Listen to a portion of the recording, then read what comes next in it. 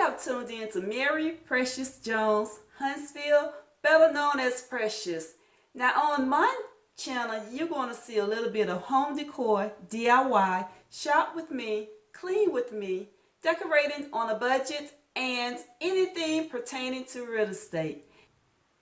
Now on this particular video, I am going to explain the difference between a home appraisal and a home inspection. So if you are interested, keep watching.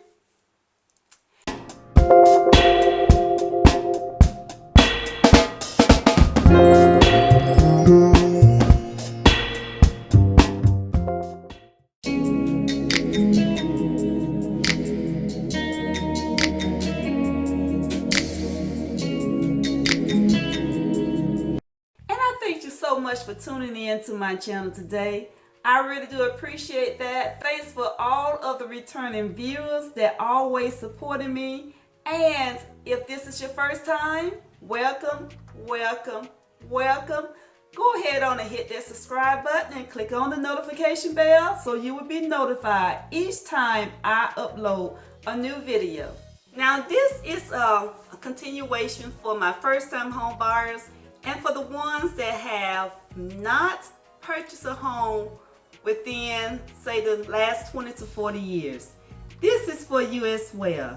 Now, this is a series that I'm just going to continue on, just trying to educate my first-time home buyers and also the ones that have been out of the market and they're jumping back in the market to purchase a home. Okay, so we are going to talk about what is the difference between a home appraisal and a home inspection. Now this is a question that a lot of first-time home buyers ask. What is the difference between the home appraisal and the home inspection? They ask, do I have to get a home appraisal if I'm getting a home inspection? And the answer is yes. If you get a home mortgage, you have to get a home appraisal. There's no way around it. If you're getting money from the bank to purchase your home, yes, you do have to get a home appraisal. Now, a home appraisal, primary focus is on the value of the house. And the home inspection, primary focus is the condition of the house. This is where when the buyer places a bid on the house and they win that bid and it becomes a contract, and the buyer agent will send a copy of that contract to his or her loan officer. Now, that loan officer is going to order an appraisal, and this appraiser will let them know if they need to give you this loan for this house or not, okay? Because they are mainly focusing on the value of the house. So they will call up an appraiser and they will send that appraiser out to that house. That appraiser would do all of the necessary all of the steps that they normally go through, and I'm not going to get into the step because that can be another video. But they will go out to their house, they'll do, like the square footage and whatnot, do everything that they need to do. They will take what they found and they will create an appraisal report. That report is going to give the lender if that house is not valuing what that contract price says. Say like if that contract price is $200,000 and that home appraiser only came in at $195,000. Now we got a gap between the $200,000 contract price and the $195,000 appraisal value. Now, the bank is only going to loan you that $195,000, not going to loan you that $200,000 because the house did not appraise for the $200,000. So now keep in mind, you can still purchase that home, but there's a gap and you're going to have to come out of your pocket to pay for the house because you're not getting the contract price. Well, your agent can go back and negotiate with that homeowner and bring that price down to what the appraised value is. Now, there is an escape clause that your agent could have put in that contract to avoid this. That escape clause would make the seller go down to what the appraised value is and sell that house to you. Or number two, you can go in your pockets and fill in the gap, that $5,000. You can come out, pay for that out of your pocket. Or number three, the easiest way to do it is always write that contract so that when something like this happens, you are not liable to continue with the process of the house. Well, that's something that your agent has to put in that offer before it is submitted to the homeowner. Okay. If you decide to go ahead on and come out your pocket and pay for that gap between the $195,000 and the $200,000, which is your contract price, and the $195,000, which is the appraisal value, if you decide to go ahead on and purchase that house, if you want to go in your pocket and get that money out and just pay for it, you are going into an upside down situation. And what I mean about that is, you know, the house is only worth $195,000 according to the appraisal report, and your contract price is $200,000. So you know there's a $5,000 gap of an upside down right there. Now, if the market goes down, then not only you $5,000 upside down, as the market starts decreasing, your gap is going to get wider and wider. Okay, so just be careful. Just think about it. If you really want that house, you have to think about it. I'm going into this house with no equity. I'm going to have to pay that $5,000 before I even say break even. Okay, so that's just another little pointer, letting you know that you can still purchase the home, but you're going to suffer some consequences unless the market keep going up. But if the market is standing still, you are still at that $5,000 gap. And if the market start going down, that gap going to get wider and wider. Okay, so and the buyer, getting back to the appraisal, the buyer cannot order the appraiser. The appraiser is where the loan officer, they have a network of appraisers, and they go by whoever's in their network. They'll go ahead on and they will order those appraisers through their network, and these are trusted appraisers that they use. Okay, so the buyer, no, you cannot order that appraiser. You can order your home inspection, but you can't order your appraiser. I hope that cleared up what the appraiser is. The buyer cannot order the appraiser.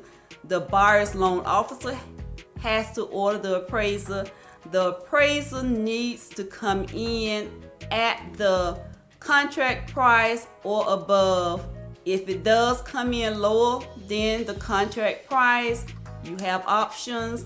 Went over that, you can go ahead on and purchase the home anyway using your money, getting money out your pocket and pay for it.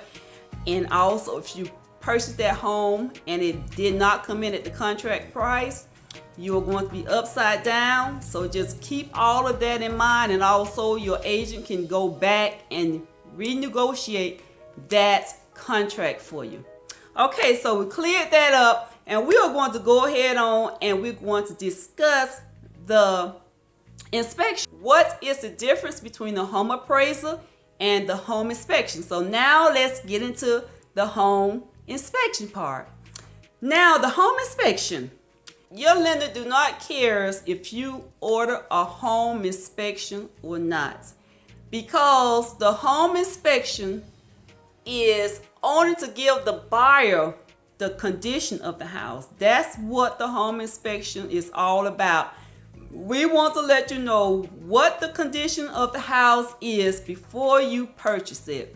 And once again, you need to always have an escape clause in your contract in case if you find stuff in the house that you don't want to see. You need to have that escape clause in your contract in case if there's a lot of things wrong with the house and the homeowner is not going to fix it. You need to have that clause in there. It's very important. So the home inspection, what the home inspector does, he's go out there and he look at the house from the roof down to the slab or down to the crawl space. He inspects everything. Now this is a trained licensed professional, okay? And he's trained to look for certain things in a house when he's doing his inspection. Now you can go get your own unlicensed home inspector, but I wouldn't advise you to do that because they are not trained to look for certain things as a licensed, trained home inspector. They know what to look for. Okay, so if you do get your friend or next door neighbor that looks at house or work on houses or whatever, say if you did get them, make sure that they looking for the same thing that the home inspector is looking for. But I recommend you to get a licensed, trusted home inspector. So the home inspector focus on the condition of the house. Now, once you place an offer on a house and the owner accepts that offer, now it's a contract. What you would do is, like your agent has already did the inspection addendum, you have so many days, say like from 7 to 10 business days, to get your home inspection done. And once you get your home inspection done, make sure that report, whatever the request for repairs you want the homeowner to fix, make sure you get all of that to him within your time frame, because time is of the essence.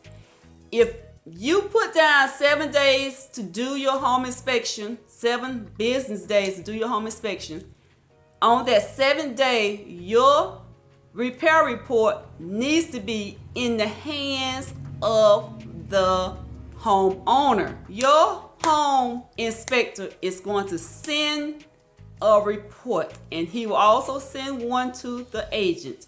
Need to sit down and go over this report and say, hey, this is what I want the homeowner to repair. I want him to fix this, fix this.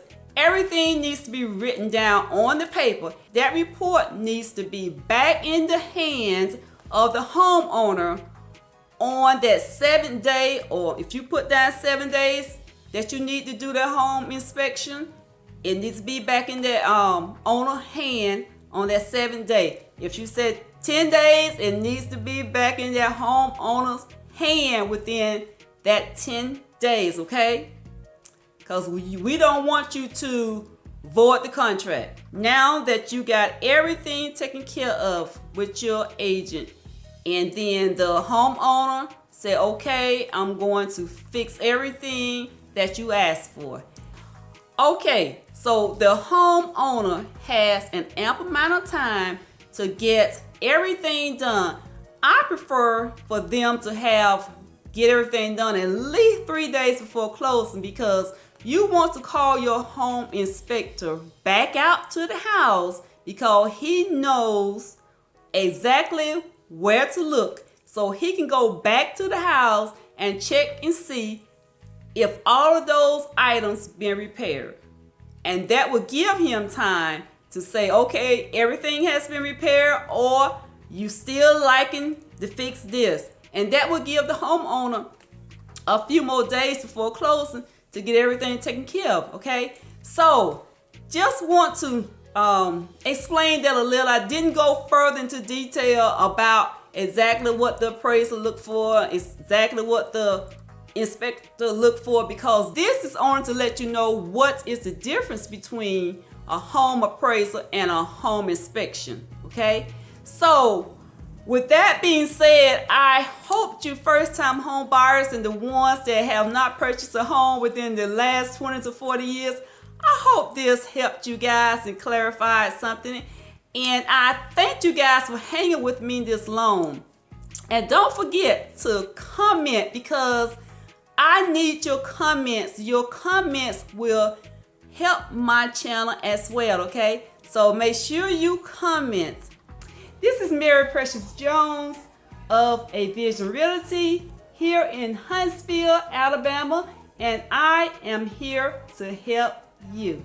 If you have any questions, I will have all of my contact information in the description box below this video. This is all I have. I hope you guys was helped by the information that I gave you.